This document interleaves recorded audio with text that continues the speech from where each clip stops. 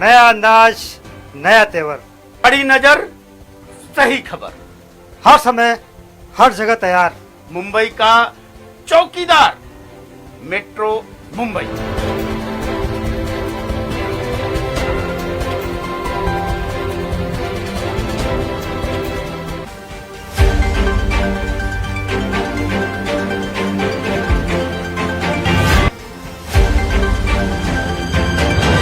अंतर्राष्ट्रीय बाजारों में मजबूती, सभी बाजारों में हल्का उछाल।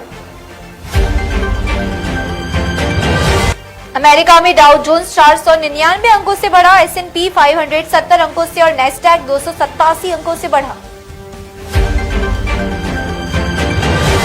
यूरोप में FTSE 18 अंकों से और डैक्स 44 अंकों से बढ़ा।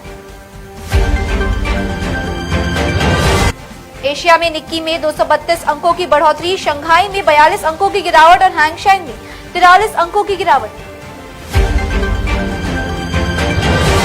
क्रिप्टो के भाव में हल्का उछाल, बिटकॉइन $41,000 और इथीरियम $3,100 के रेंज में। ब्रेंट के भाव में संतुलन, अब $108 की रेंज में। सोने और चांदी के भाव में हल्की नरमाई, दोनों के भाव में हल्का मूवमेंट। भारत के शेयर बाजार में हल्का उछाल, सेंसेक्स 574 अंकों से बढ़कर 57,037 अंकों पर बंद हुआ।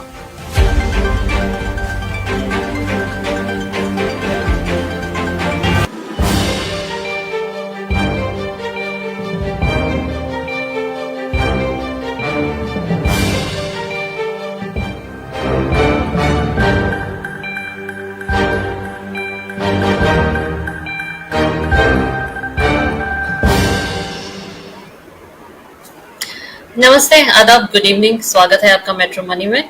दर्शकों, हम शाम को 4 बजे खबरें लाते हैं, दिन भर की खबरें राष्ट्रीय और अंतर्राष्ट्रीय बाजारों से। तो चलिए शुरू करते हैं आज का कार्यक्रम, मेट्रो मनी का आज का कार्यक्रम। आज खबरों के बारे में बात करते हैं, पर पहले अपने पैनलिस्ट को स्क्रीन पर लाते हैं। आज हमारे साथ जुड़ेंगे निखिल जी, मार्केट के बारे में बात करेंगे और फिर थोड़ा इन्फ्लेशन के बारे में भी बात करेंगे। और हमारे साथ आज जुड़ेंगे कमलेश जी। अगर वो आ गए हैं तो प्लीज उन्हें जोड़ा जाए स्क्रीन पर। वो आए तब तक मैं आपको इंटरनेशनल खबरें दे दूं। इंटरनेशनल मार्केट जो है उसमें काफी उछाल नजर आया है। नमस्ते सर, गुड इवनिंग। नमस्ते नमस्ते प्रिया जी, कैसी हैं आप? बस बिल्कुल ठीक है सर, आप कैसे हैं? बिल्कुल बढ़िया, बिल्कुल बढ़िया, प्लीज कंटिन्यू। यस, मैं इंटरनेशनल खबरें दे दूं पहले। तो अमेरिकन मार्केट ऊपर क्लोज हुआ कल। अमेरिका में कॉर्पोरेट रिपोर्ट्स आना शुरू हो गए हैं, अर्निंग्स रिपोर्ट आना शुरू हो गए हैं और S&P 500 में जो कंपनीज लिस्टेड हैं ज्यादातर उन्होंने प्रॉफिट एस्टिमेट किया है। 79% प्रॉफिट है, 79% प्रॉफिट एस्टिमेट कर रहे हैं। तो इन्वेस्टर्स जो हैं वो इस वक्त इस न्यूज़ पर ज़्यादा फोकस कर रहे हैं, पॉजिटिव अर्निंग्स रिपोर्ट पे फोकस कर रहे हैं। जॉनसन एंड जॉनसन जो वहाँ की बड़ी फार्मास्यूटिकल कंपनी है, उन्होंने भी 3.5% शेयर्स उनके ऊपर गए हैं। तो काफ़ी अच्छी खबर है, इसलिए मार्केट देख सकते हैं कि ऊपर है। नेटफ्लिक्स से कुछ बहुत बुरी खबर आ रही है। नेटफ्लिक्स जैसे सब जानते हैं एक OTT प्लेटफॉर्म है, एंटरटेनमेंट चैनल है। 26% डाउन कल गिरा है ये नेटफ्लिक्स आफ्टर आवर्स ट्रेडिंग में। काफ़ी बड़ा परसेंटेज है ये, 26%। 200,000 सब्सक्राइबर्स उन्होंने लूज किए हैं पिछले 100 दिनों में और इसका कारण बताया जा रहा है कि जो रशिया से स्ट्रीमिंग विड्रॉ हुआ है नेटफ्लिक्स का, उसके कारण उनको ये लॉस हुआ है। इसके अलावा कोई बड़ी खबर नहीं है, लेकिन इसके कारण हो सकता है कि मार्केट आज थोड़ा सा नीचे खुले। जब ओपनिंग होगा तो शायद नीचे होगा। इसके अलावा बड़ी खबर नहीं है, लेकिन इन्फ्लेशन, वही न्यूज़ है कि इन्फ्लेशन बहुत हाई है, रेड हॉट है और पॉसिबली रिसेशन आ सकता है अगर इंटरेस्ट रेट्स लगातार बढ़ाए जाएंगे। तो ये अमेरिका से खबर है। यूरोप ऊपर है, यूरोप में कोई बड़ी खबर नहीं है, लेकिन यूरो जोन में इंडस्ट्रियल प्रोडक्शन जो है वो काफ़ी बेटर है। मार्च महीने के रिपोर्ट्स अच्छे हैं कंपेयर टू फरवरी, थोड़ा सा ग्रोथ हुआ है, तो ये पॉजिटिव न्यूज़ है, इसलिए यूरोप ऊपर नज़र आ रहा है। एशिया की तरफ देखते हैं, निकी ऊपर है, चाइना नीचे है। निकी ऊपर है क्योंकि एक तो एक्सपोर्ट्स जो है वहाँ पे वो जंप किए हैं, क्योंकि येन जो है वो थोड़ा डिप्रिशिएट हुआ है, काफ़ी डिप्रिशिएट हुआ है, डॉलर बहुत स्ट्रांग हुआ है। इसके कारण एक्सपोर्ट रिलेटेड कंपनीज जो है उनका बिजनेस जो है वो ऊपर जाता है, तो निकी इसलिए ऊपर है। और दूसरा रीज़न ये है कि जापान जो है वो हमेशा वॉल स्ट्रीट को फॉलो करता है, तो वॉल स्ट्रीट कल ऊपर बंद हुआ, इसलिए देख सकते हैं कि आज निकी भी ऊपर क्लोज हुआ है। लेकिन हैंसेंग और चाइना नीचे है। कोई बड़ी खबर नहीं है, लेकिन वहाँ पे कोविड लॉकडाउन और रिस्ट्रिक्शंस जो है वो खुल रहे हैं, रिस्ट्रिक्शंस को ईज ऑफ किया जा रहा है, लेकिन एनर्जी और फूड प्राइसेस काफ़ी ऊपर हैं, इसलिए गवर्नमेंट के लिए काफ़ी चैलेंजेस हैं। इसलिए देख सकते हैं कि एशिया नीचे है, चाइना नीचे है। अब आते हैं इंडियन मार्केट पे। सेंसेक्स और निफ्टी ने आज रिकवर किया है, कल काफ़ी नीचे था लेकिन आज मार्केट ने रिकवर किया है, अच्छी रिकवरी हुई है। I think auto, IT, FMCG sector ने आज अच्छा किया है, काफ़ी सेलिंग प्रेशर था लेकिन आज इट डिड बेटर। आगे ऑयल देखते हैं। ऑयल प्राइसेस जो है वो थोड़ी सी नीचे है कंपेयर टू येस्टरडे, $5 नीचे है, मार्केट वॉलेटाइल है ऑयल मार्केट। इसका एक कारण ये है कि रशिया में प्रोडक्शन जो है वो नीचे है, जिसके कारण देख सकते हैं कि ऑयल पे अब असर हो रहा है। और दूसरी एक खबर ये है कि इंटरनेशनल मॉनेटरी फंड यानी IMF ने पिछले साल प्रेडिक्ट किया था कि इस साल ग्लोबल रिकवरी जो है, ग्लोबल ग्रोथ है वो ऑलमोस्ट 4.4% होगी, लेकिन उन्होंने रिसेंटली ये फिगर नीचे लाके 3.6% कर दिया है, जो उनके ग्लोबल इकोनॉमिक प्रोजेक्शंस हैं। तो इसके कारण भी ऑयल पे असर हुआ है और ऑयल हम देख सकते हैं कि नीचे है। मेटल्स ऊपर है, मेटल्स नीचे हैं। मेटल्स कल काफ़ी स्ट्रॉन्ग थे लेकिन डॉलर क्योंकि स्ट्रॉन्ग हो रहा है, 20 ईयर हाई पे है, इसलिए इसका असर मेटल्स पे हो रहा है। लेकिन मेटल्स आगे जाके ऊपर जाने की ज़्यादा चांसेस हैं, बिकॉज जब मार्केट नेगेटिव होता है तो मेटल्स हमेशा स्ट्रॉन्ग होते हैं। सर, ये इंटरनेशनल न्यूज़ थी। आप इंडियन मार्केट के बारे में आप कुछ कहना चाहिए? नमस्ते कमलेश सर, वेलकम। नमस्ते प्रिया जी, नमस्ते निखिल जी। नमस्ते नमस्ते कमलेश भाई, कैसे हैं? मैं ठीक हूँ सर, आप सब कैसे हो? ठीक है सर। मार्केट्स आज अच्छे थे वैसे, यानी लेकिन पिछले 4-5 दिन के बराबर थोड़ा जो लूजिंग स्ट्रीक था वो ब्रेक हुआ आज। तो मुझे लगता है जो यूएस में कल थोड़ा सा एक उछाल आया, तेल, जैसे प्रिया जी ने बताया, तेल के भाव थोड़े कम हो गए और इन्फ्लेशन भी थोड़ा ईज हो रहा है, हल्का सा ईज हो रहा है, खास करके तेल की वजह से। सप्लाई चेन लॉजिस्टिक्स अभी तक जगह में नहीं है, तो मुझे लगता है अभी तक प्रॉब्लम सॉल्व हुए नहीं है। अंडरटोन अभी भी थोड़ा सा नेगेटिव है, लेकिन कल और आज, यानी कल यूएस में और आज एशिया में थोड़ा अपस्विंग आया मेरे ख्याल से, खास करके कुछ स्टॉक्स में, जैसे मिड कैप आज अच्छे किए।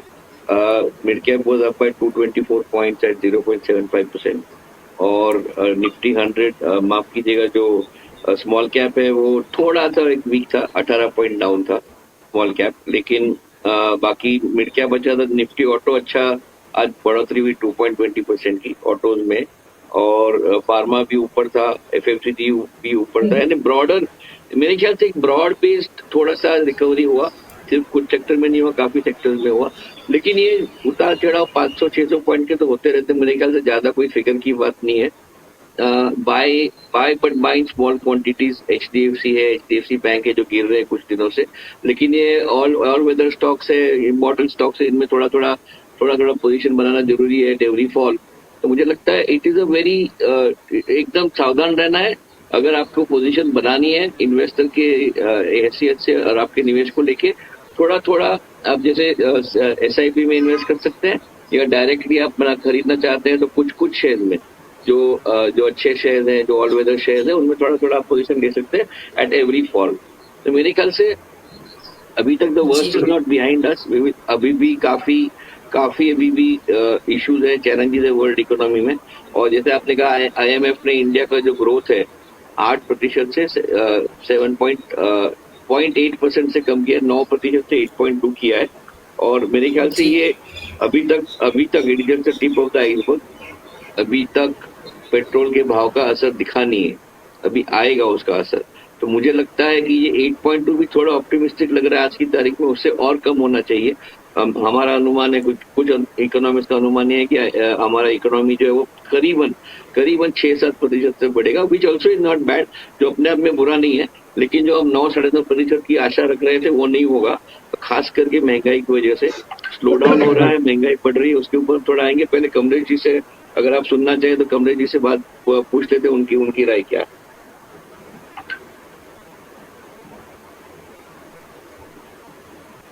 कमलेश जी। या निखिल जी, मार्केट मैं भी ऑब्जर्व कर रहा था, पिछले 5 ट्रेडिंग सेशन में डेली वो नेगेटिव में क्लोज हो रहा था और आज कुछ मार्केट ने रिकवरी दिखाई है। लेकिन मैं कभी कभी है ना, मार्केट को किस फैक्टर्स को वो ड्राइव करता है ना, उसके ऊपर मेरी नज़र ज़्यादा रहती है।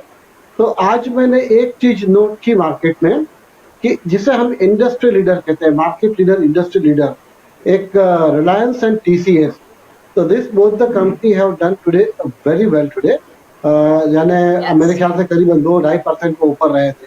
ये एक संकेत ऐसा होता है, मैं ऐसा सोचता हूँ कि मार्केट में अभी भी the investor has a faith, और अच्छी कंपनियां जो है वो अच्छी कंपनी आपको हमेशा अच्छा रिटर्न देगी। एंड मैं ऐसा सोचता हूँ, जैसे निखिल जी ने कहा वो बात बिल्कुल सही है कि 2-3 चीजें अभी भी जो है ना वो क्लियर नहीं है, उसकी क्लैरिटी नहीं मिल रही है। इसके लिए मार्केट, मैं सोचता हूँ एक शॉर्ट टर्म के लिए या मीडियम टर्म के लिए भी कह सकते हैं, आने वाले 1-2 महीने के लिए ये काफी अनसर्टन रहेगा, क्योंकि एक यूक्रेन रशिया वॉर आज 50-55 दिन हुआ है, वहां से कोई संकेत नहीं मिल रहे हैं कि युद्ध विराम कुछ जल्दी होगा, एक बात। दूसरी बात ऑयल की बात है, तो ऑयल के भी अगर आप देखें तो आज हमारे यहाँ भी पेट्रोल 120-121 रुपीज हो चुका है, सीएनजी 72 रुपीज हो चुका है। और जिस प्रकार की ये स्थिति है, तो मुझे ऐसा लग रहा है कि ऑयल प्राइस शायद इससे और भी 10% 12% बढ़ सकते हैं आने वाले दिनों में, अगर ये वॉर की सिचुएशन क्लियर नहीं होती है। दूसरी बात इंपॉर्टेंट जो मुझे लग रही है कि आज मार्केट के अंदर छोटे इन्वेस्टर्स हैं ना, मुझे लगता है उन लोगों को वो स्पेक्टेटर है और वैसे ही रहना चाहिए, क्योंकि अभी भी वो टाइम आया नहीं है कि जब छोटे इन्वेस्टर इसके अंदर निवेश कर सके। और दूसरी बात रही इन्फ्लेशन की, तो बिल्कुल सही बात है कि पिछले हफ्ते हमने देखा तो WPI दैट वाज 14.55% था, और एक आकलन ये भी निखिल जी ने बताया था, वो भी मैंने एक साइट पर चेक किया है कि स्पेशली एसेंशियल कमोडिटीज जिसे हम कहते हैं, जब मैं एसेंशियल कमोडिटीज कहता हूँ तो उसमें फूड स्टफ आ जाते हैं, उसमें मेडिसिन आ जाती है। तो वैसे सारे जो प्रोडक्ट है ना, यानी आप सब्जी ले लो, किराना ले लो, फ्रूट्स ले लो, दवाइयाँ ले लो, कपड़े ले लो, तो वो सारी चीजों में इन्फ्लेशन करीबन 10% के आसपास आ जाएगा। और यही स्थिति रही तो मुझे लगता है कि वो इन्फ्लेशन की स्थिति सरकार के लिए, हम सब के लिए एक पड़कार रूप बन के खड़ी हो जाएगी। और एक ही चीज है कि हमको इस समय के अंदर अपनी वित्तीय जो अपनी स्थिति है उसको बहुत टाइट मॉनिटरिंग करके, कंट्रोल करके रहना चाहिए। छोटे छोटे इन्वेस्टर्स को भी इन्वेस्टमेंट से पहले सोचना चाहिए, उसके पैसे को संभाल के रखना चाहिए। जहां तक अपने एक्सपेंसेस की बात है, पहले भी हमने एक बार कहा था, हर जगह पे संभव नहीं होगा, लेकिन जहां जहां संभव होता है तो इस समय में एक्सपेंसेस कम करना चाहिए। जी बिल्कुल बिल्कुल, प्रिया जी। जी बिल्कुल सही। निखिल जी, आप मार्केट के बारे में आप कुछ और कहना चाहेंगे इससे पहले हम आगे बढ़ें? हम संयम बरतना जरूरी है। देखिए, मार्केट के बाहर रह के भी कोई फायदा नहीं होता है, क्योंकि आपका पैसा काम पे नहीं लगता है। तो मार्केट में रहना जरूरी है। कभी कभी हम सोचते हैं कि नहीं, बस अब कुछ देर के लिए कुछ नहीं करते हैं, लेकिन ये सही नहीं होता है। आपको हमेशा उतार चढ़ाव के वक्त, उतार के वक्त और चढ़ाव के वक्त सोच समझ के विश्लेषण करके एक्सपर्ट एडवाइस लेके कुछ ना कुछ थोड़ा सा पैसा आपका काम पे लगाना चाहिए प्रोडक्टिव रिटर्न्स के लिए। तो और जब मार्केट गिरता है तब आपके पास खरीदने के अच्छे मौके आते हैं, और अच्छी कंपनियां जो होती है, जिनके शेयर हमें पता है कि आगे चल के वापस रिकवर होंगे, क्योंकि ये ऑल वेदर स्टॉक्स है, इमॉर्टल स्टॉक्स है। और मैंने जो 2 नाम लिए HDFC बैंक जो काफी गिरे हैं पिछले 4 हफ्तों में, तो यहाँ शायद जी। बाइंग अपॉर्चुनिटी है। तो हमें थोड़ा सा एडवाइस लेके विश्लेषण करके पोजीशन अगर लेना है थोड़ा थोड़ा तो इन शेयरों में ले सकते हैं। और क्योंकि आगे चल के बहुत स्ट्रॉन्ग शेयर है और अच्छे सेक्टर में है, परफॉर्मेंस भी अच्छा करते हैं, कॉर्पोरेट गवर्नेंस भी अच्छा है, मैनेजमेंट भी बहुत बढ़िया है, तो मेरे ख्याल से जी। थोड़ा थोड़ा वैल्यू बाइंग करना चाहिए इस वक्त। एडवाइस लेके मार्केट के बाहर रह के कुछ नहीं होगा, मार्केट के अंदर रह के थोड़ा थोड़ा पोजीशन लेना जरूरी है, लेकिन नपातुल्ला डिसीजन भावनाओं के साथ नहीं, एब्सोल्युटली रीजनिंग के साथ और एनालिसिस के साथ। तो ये मैं सोचता हूँ small position should be taken in very careful manner, in a very measured manner. जी सर, आपने बिल्कुल सही कहा कि मार्केट के साथ हमेशा जुड़े रहना चाहिए, छोटा ही इन्वेस्टमेंट हो लेकिन इन्वेस्टमेंट हमेशा होना चाहिए। सर हम आगे बढ़ते हैं, हम कई हफ्तों से इन्फ्लेशन के बारे में बात कर रहे हैं, तो एक छोटा सा वीडियो है जो हम दिखाना चाहेंगे, उसके बाद इस पर चर्चा करते हैं। तो टेक्निकल टीम रेडी है तो प्लीज वो वीडियो दिखाया जाए।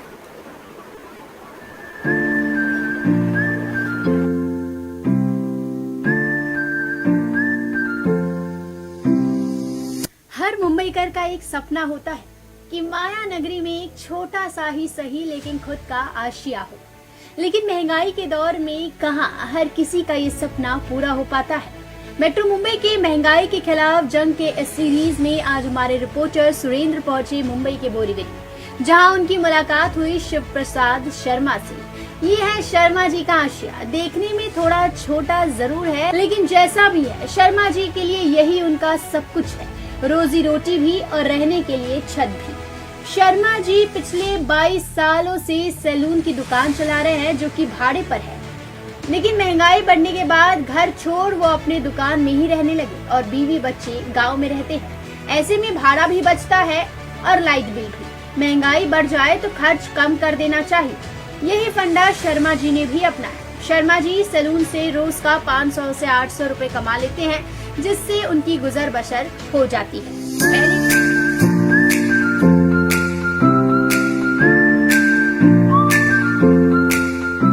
जी भाड़े पे क्या है कि भाड़ा दुकान का भी भाड़ा भरना 8,000 रुपये प्लस 4,000 5,000 रुपये रूम का भी भाड़ा, लाइट बिल पानी बिल सब भरना है। इसके लिए मैनेजमेंट करने के लिए अकेले रहता हूँ तो दुकान में ही सोता हूँ, दुकान में ही रहता हूँ और दुकान में ही गुजारा कर लेता हूँ। मैं यही विनती करूँगा जो छोटे मोटे अपने व्यवसाय वाले हैं, जैसे सैलून वाले हैं, काम धंधा कर रहे हैं, उनका गुजारा नहीं हो, लॉकडाउन से उनकी स्थिति बहुत खराब हो चुकी है। मैं सरकार से यही विनती करूँगा उनका सहयोग किया जाए, उनको सपोर्ट किया जाए। हो जाती है। पहले वे सैलून दोपहर में बंद रखते थे, लेकिन अब दोपहर में भी सैलून चालू रखते हैं। मेहनत करके बीवी 2 बच्चों का पेट पालते हैं और सैलून का किराया देने के बाद बच्चों की स्कूल की फीस और घर का राशन भी तो देखना पड़ता है। इनके परिवार में वे अकेले कमाते हैं, लेकिन खर्चा कम करने से जिंदगी खुशहाल है। मेट्रो मुंबई के लिए सुरेंद्र झोटिंगी के साथ निशा ठाकुर की रिपोर्ट। जी सर, ये एक छोटा सा वीडियो था जिसमें दिखाया गया है कि कैसे लोग मैनेज कर रहे हैं इस इन्फ्लेशन में, अपने घर का खर्चा, अपने व्यवसाय कैसे करते हैं। तो आप इसके बारे में क्या कहना चाहेंगे? निखिल जी पहले आपसे और फिर कमलेश जी से बात करेंगे। देखिए एक कहानी जो मुंबई कर की है, खास करके जो माइग्रेंट्स है जो मुंबई के बाहर से आए हैं, ये इनकी कहानी है। और देखिए कैसे परिवार जुदा हो जाते हैं। ये 22 साल से मुंबई पे है, 22 साल से परिवार साथ में था, लेकिन महंगाई की वजह से अब घर नहीं अफोर्ड कर पाते हैं, तो उन्होंने अपना घर बंद कर दिया, दुकान में रहते हैं और अपनी बीवी बच्चों को गांव भेज दिया। तो ये जो एक थोड़ा सा एक जो गरीबी का जो एक पहलू है, जहाँ परिवार बिछड़ जाते हैं, ये बड़ा ही एक ट्रैजिक पहलू है। और यहाँ पे थोड़ा सा सरकार को भी ध्यान देना जरूरी है कि फैमिली डिसवर्स जब होता है, फैमिली जब डिसरप्ट होता है, तो आने वाला जो पीढ़ी होती है, आने वाली जनरेशन होती है, जो बच्चे होते हैं, जो बच्चे गाँव में है, पिताजी का साया तो है नहीं, पिताजी शहर में कमा रहे हैं, बच्चे गांव में अकेले हैं, माँ के शरण में है, बीवी भी अकेली है, वहाँ भी कुछ व्यवसाय करते होंगे, कुछ खेतीबाड़ी होगी, कुछ वहाँ पे रूरल एम्प्लॉयमेंट में कुछ करते होंगे। लेकिन ये जो कहानी है माइग्रेंट्स की, वो थोड़ी सी मेरे ख्याल से ट्रैजिक है और समझना जरूरी है कि ये कैसे झगड़ते हैं, यानी कैसे लड़ते हैं महंगाई के साथ। और जो उन्होंने कहा कि हम भाड़ा बचाते हैं, हमने घर दे दिया, भाड़ा बचाते हैं घर का, और जो दोपहर को दुकान बंद रखते थे, अब दोपहर को भी दुकान खुला रखते हैं। एक तो गिराक आ जाए तो और थोड़ी कमाई हो जाए, तो कमाई बढ़ाने की भी उन्होंने एक तरकीब सोची कि हम कमाई कैसे बढ़ाएं और खर्चा कैसे कम करें। रजी, आपको याद होगा हमने आने वाले पहले कुछ प्रोग्राम में तीन मुद्दे डिस्कस किए थे कमलेश जी के साथ। एक निवेश में से कैसे कमाई बढ़ाना, हमारी रोजगारी की कमाई कैसे बढ़ाना, और हमारा खर्चा कैसे कम करना। तो देखिए शिव प्रताप शर्मा ने क्या किया है, इन्होंने अपना खर्चा भी कम किया है और कमाई बढ़ाने का भी एक तरीका निकाला है, ज्यादा घंटे काम करके ज्यादा घंटे दुकान को खुला रखे। तो ये जो मुंबई कर का जो जुगाड़ है ये यहाँ साफ दिखता है। लेकिन जो ट्रैजिक एलिमेंट है, जो ट्रैजिक पहलू है कि परिवार बिछड़ जाते हैं महंगाई की वजह से, ये कहीं ना कहीं हमारे समाज के लिए भी ठीक नहीं है। जैसे इन्होंने कहा, शर्मा जी ने कहा कि अगर सरकार इसके ऊपर थोड़ा ध्यान दे, ये जो एक कौम है हमारी, ये जो कम्युनिटी है जो सबसे ज्यादा पीड़ित है महंगाई से, अगर इनके ऊपर थोड़ा ध्यान दे तो अच्छा रहेगा। एक आंकड़ा बता दूं, कमलेश जी आपने WPI की बात की, लेकिन जो रिटेल इन्फ्लेशन है, जो वेजिटेबल इन्फ्लेशन है, हम सब्जी तो रोज खरीदते हैं, सब्जी के बगैर तो हमारा गुजारा होगा नहीं। तो सब्जी का जो इन्फ्लेशन फरवरी में था वो 27% था। फरवरी में 27% इन्फ्लेशन था फरवरी में, और मार्च में गिर के 20% हुआ। लेकिन 20% भी अपने आप में कम नहीं है। यानी जो सब्जियों के भाव जो बढ़ रहे हैं पेट्रोल की वजह से, ऑयल की वजह से, जो आप कोई भी कारण हो, सप्लाई लॉजिस्टिक चेन की वजह से, ये जो कॉमन आम आदमी को जो खलता वो ये खलता। उन्हें ये नहीं पड़ी है कि दुकान में कपड़े का भाव बढ़ जाता है या जूतों का भाव बढ़ता है, इन्हें कोई लेना देना नहीं है। लेकिन खाने पीने के जब भाव बढ़ते हैं तो ये हर आदमी को, आम आदमी को बहुत बहुत बुरी तरह से चुभता है, बहुत बुरी तरह से हर्ट करता है। और मेरे ख्याल से यहाँ पे, खास करके यहाँ पे सरकार को फूड इन्फ्लेशन के ऊपर ध्यान देना बहुत जरूरी है, क्योंकि ये अनाप शनाप बढ़ रहा है और जो गरीब लोग हैं वो पेट काट कर आजकल सोते हैं और रोजगारी बढ़ाने की कोशिश जरूर कर रहे हैं, लेकिन कितनी सफलता पाते हैं ये तो अलग अलग लोगों की अलग अलग कहानियां हैं। लेकिन जो महंगाई है इसको कंट्रोल में रखने के लिए सरकार को खास करके फूड इन्फ्लेशन के ऊपर कंट्रोल रखना मेरे ख्याल से बहुत जरूरी है। जी सर, बिल्कुल सही कहा आपने सर। एक स्ट्रगल है, क्योंकि पहले दुकान बंद रखते थे आफ्टरनून में, अभी वो भी काम करते हैं तो पूरा दिन काम करते हैं। एक स्ट्रगल हो जाती है लाइफ में, स्ट्रगल है, ऊपर से फैमिली से भी दूर है। तो इसके लिए सरकार से कुछ तो उम्मीद वो रख रहे हैं, वो बिल्कुल सही है। होपफुली सरकार इनको ध्यान में रखेगी और कुछ इनके लिए कुछ प्रोविजंस करेगी। कमलेश सर, आप क्या कहना चाहेंगे इसके बारे में, योर व्यूज? जी प्रिया जी, देखिए निखिल जी ने जो बात कही ना, बिल्कुल बिल्कुल सही है। इसके लिए कि किसी भी व्यक्ति के लिए सबसे जरूरी जीवन की चीज है ना, वो उसका खाना पीना होता है। और खाने पीने के दाम अगर इस तरह से बढ़ते हैं ना, तो छोटे से छोटे परिवार से लेकर, मैं तो कहूँगा मिडिल क्लास जिसे हम कहते हैं, अपर मिडिल क्लास कहते हैं, वो सबके घर के बजट डिस्टर्ब हो जाते हैं। उसकी ये बात निश्चित रूप से सही है कि सबसे ज्यादा असर छोटे लोगों के ऊपर होती है, लेकिन उसकी असर सर्वग्राही है, सबके ऊपर हो जाती है। और निखिल जी ने एक बात बताई ना वेजिटेबल्स के बारे में, वो बात भी बिल्कुल सही है, पर मुझे उससे एक चीज ऐड करना है। मैं निखिल जी कितने महीनों से एक चीज को नोट कर रहा हूँ कि ये जो जीवन आवश्यक वस्तुएं हैं, विशेष करके सब्जी, तो उसमें सब्जियों का भी साइक्लिकल कुछ न कुछ भाव बढ़ते रहते हैं। किसी दिन आप सुनोगे तो कांदे का भाव बहुत बढ़ जाता है और कांदा 60, 70, 80 रुपया किलो चला जाता है। वो जब थोड़ा कंट्रोल में आता है तो फिर टमाटर का भाव 80, 90, 100 रुपया हो जाता है। टमाटर की साइकिल खत्म हो गई तो पोटेटो के ऊपर आ जाते हैं। पोटेटो की साइकिल, और अभी आजकल तो हम देखते हैं व्हाट्सएप पे भी उसके ऊपर काफी जोक वगैरह आ रहे हैं। नींबू की स्थिति आप देख लीजिए, हाँ नींबू की स्थिति आप देख लीजिए। तो ये क्या हो रहा है कि यानी पिछले कई महीनों से सब्जियों के दाम जिस तरह से बढ़ रहे हैं ना, वो एक बहुत बड़ी चिंता का विषय है। क्योंकि कहीं ना कहीं आपने कहा वो बात ठीक है कि पेट्रोलियम प्रोडक्ट्स के भाव बढ़ने की वजह से उसकी असर उसकी ट्रांसपोर्टेशन पे होती है। लेकिन मेरा मानना है कि ट्रांसपोर्टेशन की इफेक्ट इतनी बड़ी नहीं होती है जितना यहाँ हम लोग को प्राइस राइज दिख रहा है। अगर ट्रांसपोर्टेशन की कॉस्ट 10% बढ़ी होगी, लेकिन रिटेल में जब आप लेने जाते हो तो 50% कॉस्ट बढ़ जाती है।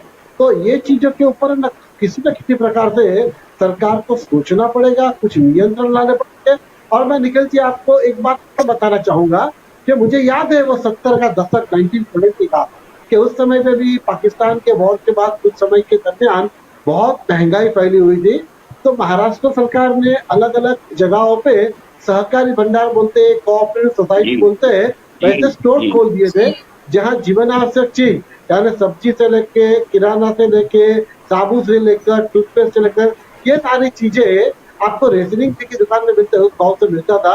ऐसी कोई ना कोई व्यवस्था सरकार को भी करनी पड़ेगी, क्योंकि एंड ऑफ द डे इसमें क्या हो रहा है, ये इन्फ्लेशन की वजह से छोटे आदमी के जीवन के ऊपर इतनी सारी असर हुई है कि अभी आपने बिल्कुल ये जो एक एग्जाम्पल बताया, देखिए कटौती किस हद तक आ गई कि उस व्यक्ति को अपने परिवार और गांव भेज देना पड़ा, घर बंद कर देना पड़ा।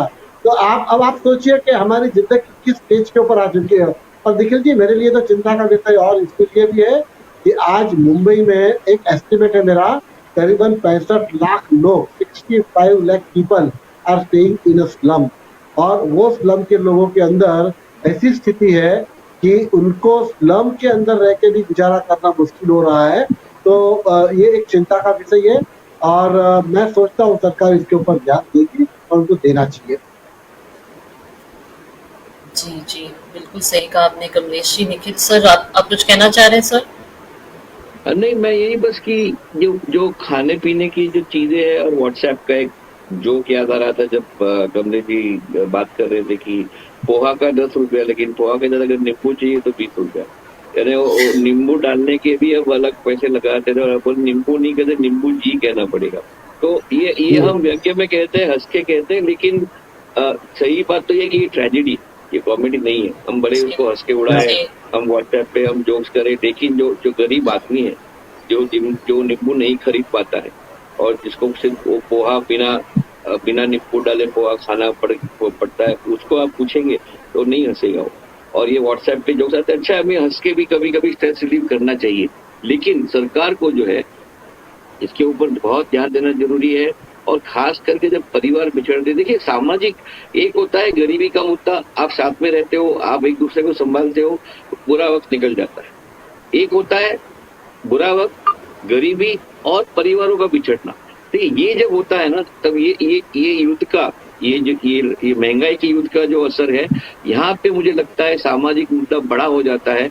और इस करके जब आप ऐसा होता है तो सरकार को खास करके ध्यान देने की जरूरत है कि अब ये नौबत आ गई है कि परिवार बिछड़ रहे हैं, और मुझे लगता है इसके ऊपर सरकार को बहुत ज्यादा ध्यान देने की जरूरत है कि आगे चल के जैसे शिव प्रसाद शर्मा के साथ हुआ वैसे और लोगों के साथ ना हो, कि आप इनको कुछ मदद करिए, कुछ ऐसा कुछ प्लान, जैसे कमलेश जी ने कहा सरकारी भंडार है, रोजगार योजना है, कमाने के तरीके हैं, आप इनको थोड़ा सा प्रोत्साहन दीजिए। किसी को खैरात नहीं चाहिए, मैं वापस कहता हूँ हमेशा, सरकार को ये समझना जरूरी है, किसी को भी खैरात नहीं चाहिए, सबको मौका चाहिए कमाने का, सबको मौका चाहिए मेहनत करने का, सबको मौका चाहिए रोजगार से पैसा कमाने का।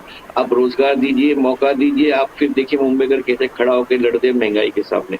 सरकार को कुछ करने की जरूरत आई है। ये हनुमान चालीसा और ये अजान और ये फलाना ढिमका ये सब चलते रहेगा, लेकिन जो भूख है इसके ऊपर ध्यान दीजिएगा, बहुत बहुत बहुत बहुत जरूरी है। इसमें कोई धर्म नहीं है, सब है, हिंदू है, मुसलमान है, कैथलिक है, सिख है, ईसाई, सब आप जो बोले सब धर्म के लोग हैं जो इस भूख से मारे हुए हैं। और आप सबका ध्यान रखेंगे तो भी सबका साथ और सबका विकास तभी होगा।